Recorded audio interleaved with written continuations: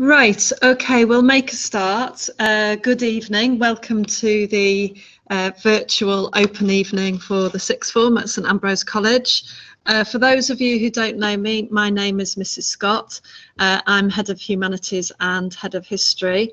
If you do have any questions, please, you can write them in the chat, or there may be time for you to speak up at the end. If I don't manage to get to answering your questions, please just email me directly, and I'll try and get back to you as soon as I can. Okay, so the aim really of tonight is for me to try and answer as many of the questions that I usually get on an evening like this. So obviously the key question here is what will you be studying? So students who have studied here GCSE, you will be studying some subjects that you have covered already, but a lot of it will be new. Obviously, there's so much history to study, so much to enjoy, that we do like to challenge our students to study new topics and new periods. So in history, you will be looking at a wide range of issues that cover British and Russian history in the 19th and the 20th century.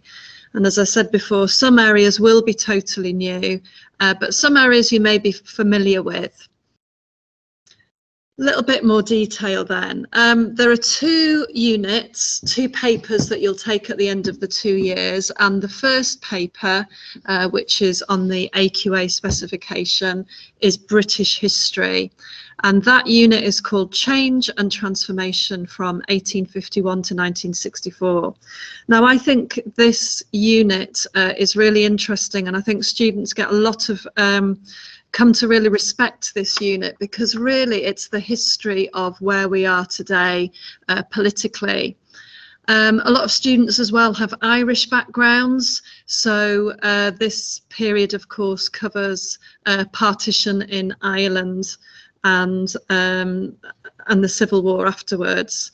So if we just have a look in a little bit more detail, you'll look at the changing fortunes of Liberals, Labours and Conservative parties in Britain, and you'll be looking at the role of individuals such as Gladstone, Disraeli and of course Churchill.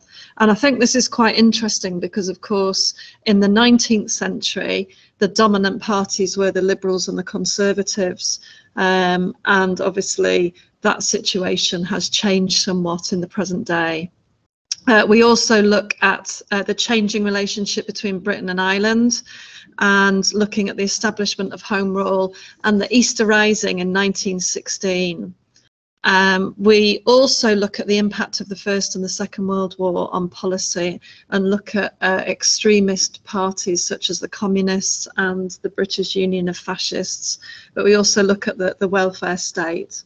So I think that this unit, students, as they study this unit, they really come to respect the topics, the issues, and it gives them a much better understanding and knowledge of the situation that we're in today.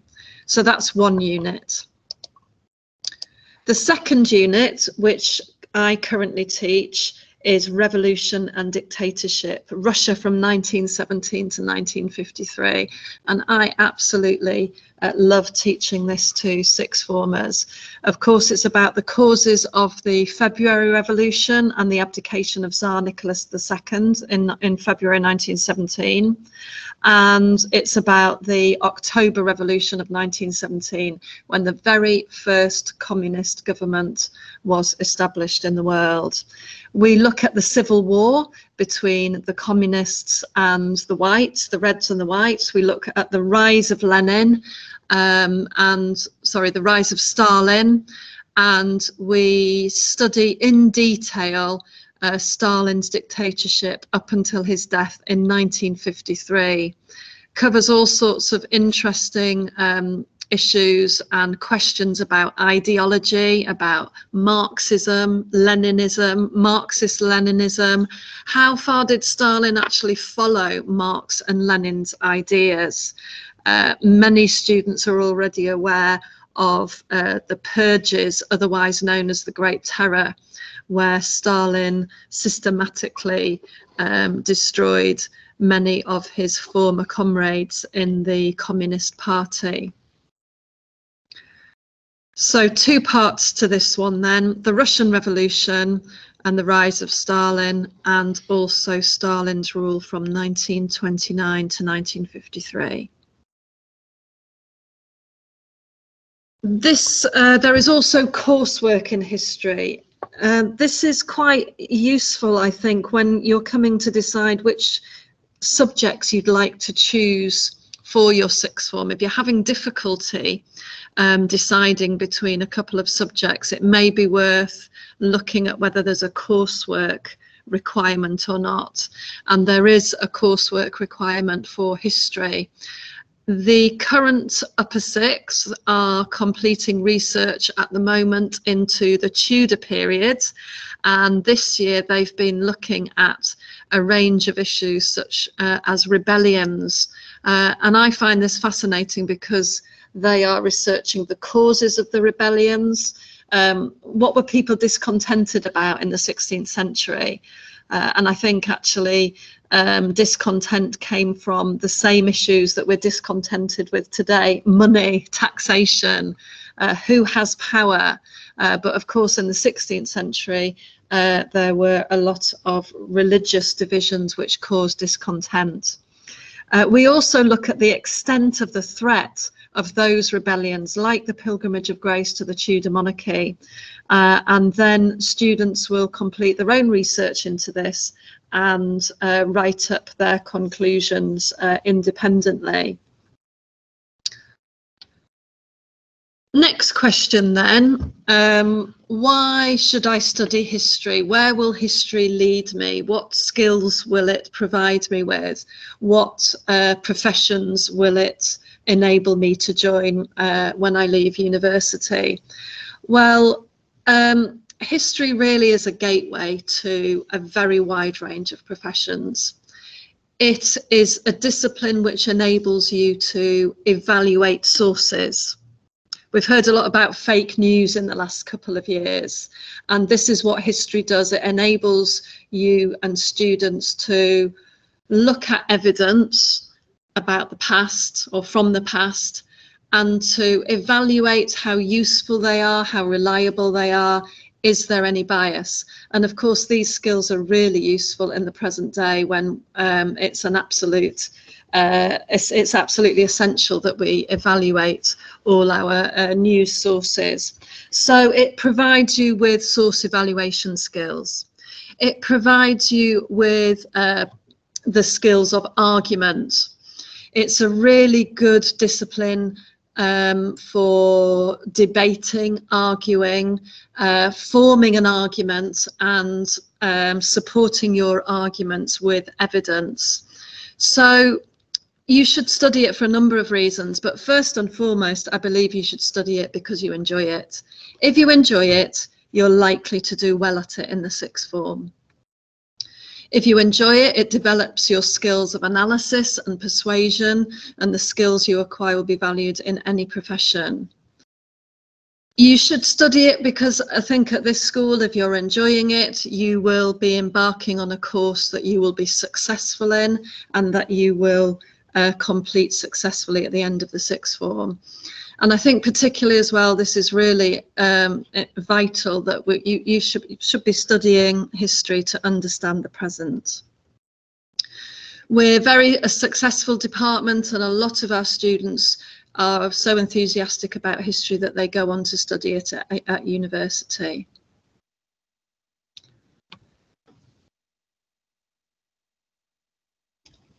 This third question, what other subjects go well with history? Now, my current sixth formers, if you ask my current sixth formers which options they are taking in the lower and the upper sixth, they take history with a wide range of other topics. So it's entirely up to you. Some students pursue the humanities and take history, geography or economics at A level. Some students like to do a couple of sciences, but still want to pursue their history. So I would advise you to take the subjects that suit you best and that you enjoy the best.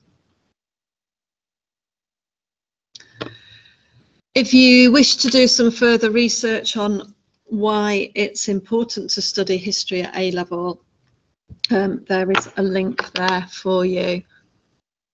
So what do you need to do to take history in the sixth form? You need to complete your GCSE in history and you need to obtain at least a level 6. I would suggest that you speak to your teacher and your teacher will give you advice on whether it's an appropriate choice for you to take at A level. And that really is, I think, covers all the questions that I usually get asked. We currently have 5 history teachers in the department, myself, Mr. Brady, Mr. Lindsay, Miss Edwards and Mr. Hayes. And you will have 2 teachers, 1 for British and 1 for European. Are there any questions? Willing to take questions verbally or on the chat? Okay, well, what I suggest you do is that if you do have any questions, please don't hesitate to email me directly or your son's teacher directly, and I will endeavour to answer you as soon as I can.